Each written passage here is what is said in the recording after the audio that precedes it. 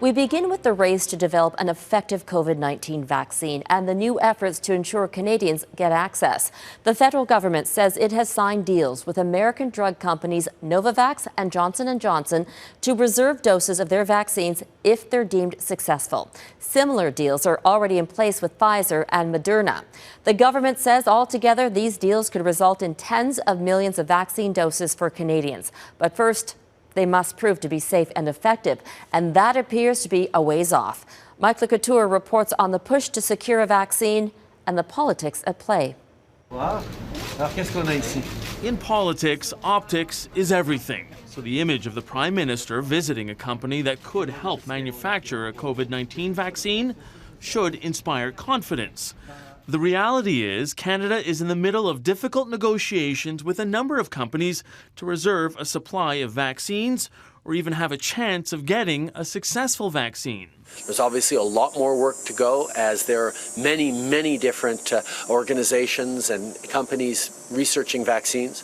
But our focus is going to be on making sure that when a vaccine is developed, Canadians can have access to it as quickly as possible. A promising collaboration with Chinese firm CanSino Biologics went sour when China refused to sign export permits for the potential vaccine. Government officials point out Canada still has 4 other deals with major pharmaceutical companies, which could guarantee us tens of millions of doses. It's fully realistic that some of these vaccines may never end up making it to market, but the more vaccines that we have access to, the more likely we are to start vaccine rollout programs. Some infectious disease experts believe Canada is late to the game. The U.S.